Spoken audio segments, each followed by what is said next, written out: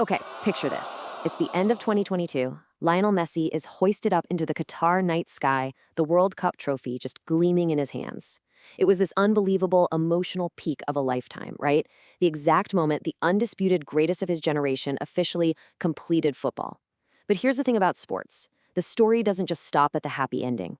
So today we're diving into the staggering contrast between that absolutely perfect legacy cemented in 2022 and the grueling, shape-shifting, totally uncharted reality that's waiting for us in 2026. Because, when you reach the absolute mountaintop, literally the only place left to go is into completely unknown territory. You know that audio meme? The one where someone looks around in total confusion and goes, "Wait a minute, who are you?" And the other person says, "Hi, I'm Steve Carell. I am the commencement speaker." Well, that absurd whiplash, that is essentially Messi and the returning champions walking into the 2026 tournament.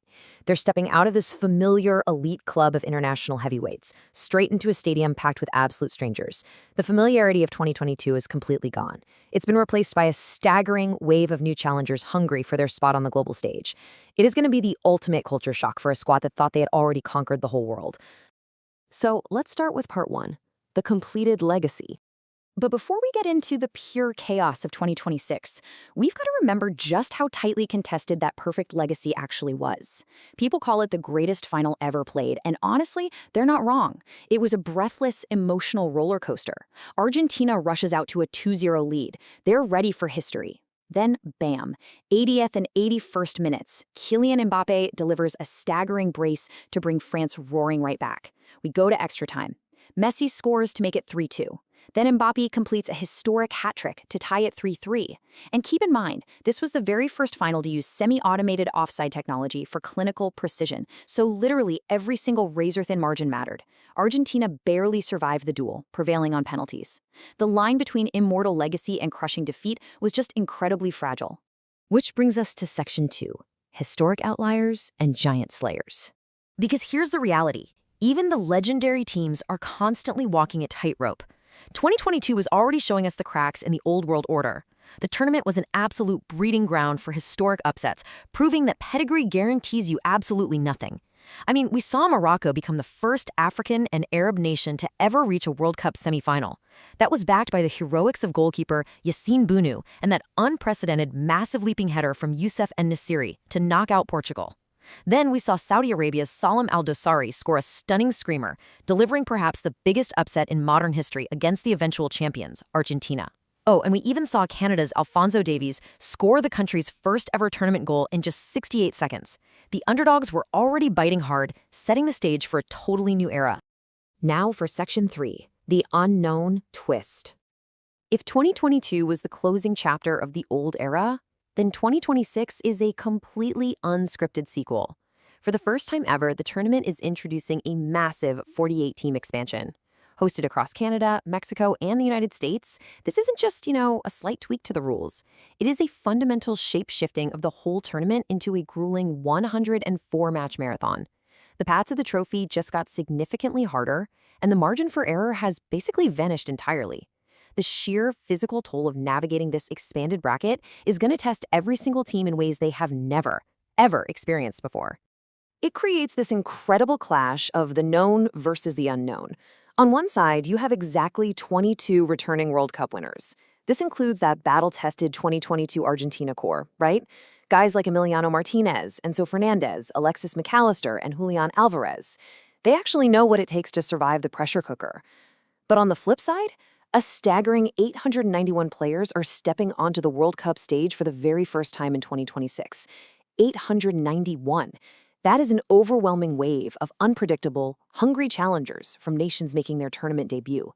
So we're talking about a tiny fraction of returning champions facing an absolute ocean of newcomers. It completely flips the odds of survival. Moving on to Section 4, the weight of gold. So, what does it actually take to carry that weight of gold and survive all this escalating chaos? Just consider the number 18. And no, this isn't a stat about goals or appearances. This is the staggering number of yellow cards issued in a single 2022 quarterfinal match between Argentina and the Netherlands, the game infamously dubbed the Battle of Lusail. It holds the record for the most total cautions in a single match, and it perfectly encapsulates the sheer ill-discipline and explosive pressure of high-stakes knockout football. It was a match just filled to the brim with intense animosity late equalizers, and totally raw emotion.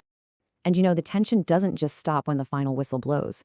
Listen to this quote from Messi himself, right after that very match, taking direct aim at the opposing manager's tactics.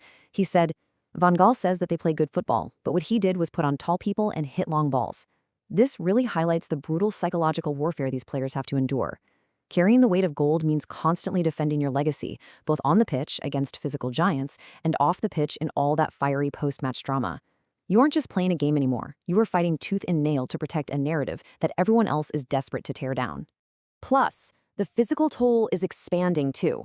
103, that's the 103rd minute of regular time. Yeah, 90 plus 13. When Iran's Mehdi Taremi scored against England in 2022. It holds the record for the latest goal scored in regular time. Matches are quite literally stretching longer than ever before. To win in this modern era, you're facing a test of absolute physical endurance that pushes well past the 100-minute mark.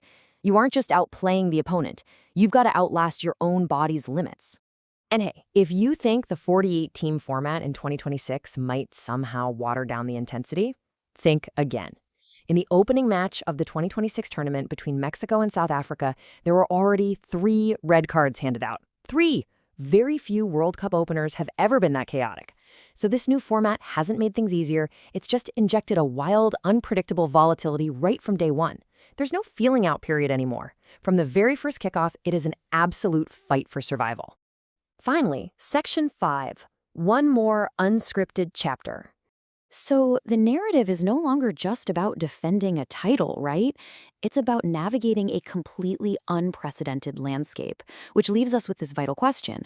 Even after achieving the ultimate dream, even after Lionel Messi seemingly completed football, can anyone truly protect the illusion of invincibility and survive the deepest, most statistically unpredictable World Cup field in history? I mean, the 2026 gauntlet has 891 hungry debutantes, 104 grueling matches, and a level of chaos we're already seeing spill onto the pitch.